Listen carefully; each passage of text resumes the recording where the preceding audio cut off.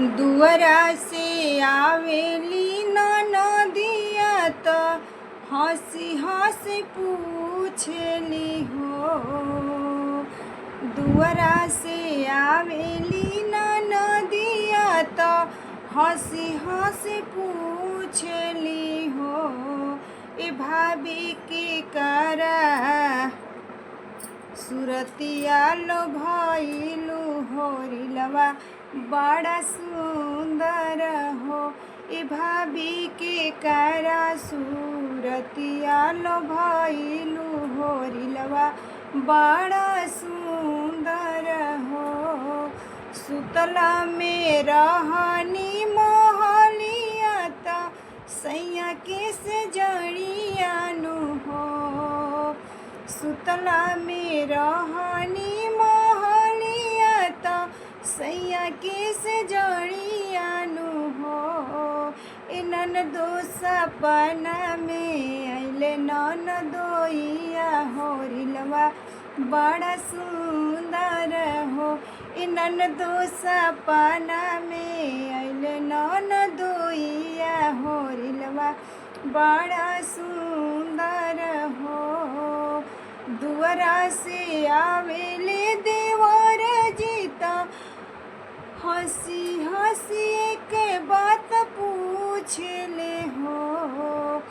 दुअरा से आवेले देवर जीता हंसी हंसी के बात पूछले हो। ए भाभी के करा परल पर छैया भतीजवा भइले करियानु हो। ए भाभी के करा परल पर छैया भतीजवा भइले करियानु हो। सुतला में रहनी मोहलिया त सैया के से जड़ियानु हो। सुतला में रहनी मोहलिया त सैया के से जड़ियानु हो। ए देवरू सपना में अइले तोहर भैया होरिलवा भइले करियानु हो। ए देवरू सपना में अइले तोहर भैया होरिलवा भइले करियानु हो। दुअरे से आवेली बहिनिया त हंसी हंसी पूछली हो।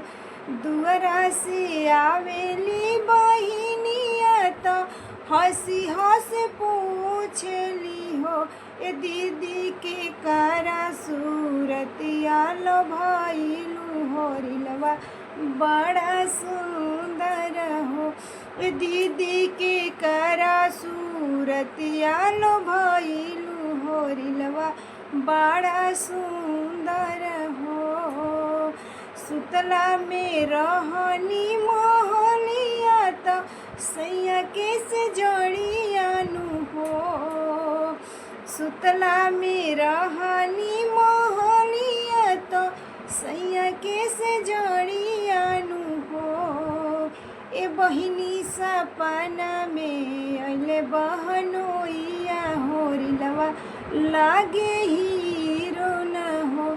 ए बहिनी सपना में अइले बहनोइया हो। रिलवा लागे हीरो न हो। ए बहिनी सपना में अइले बहनोइया हो। रिलवा लागे ही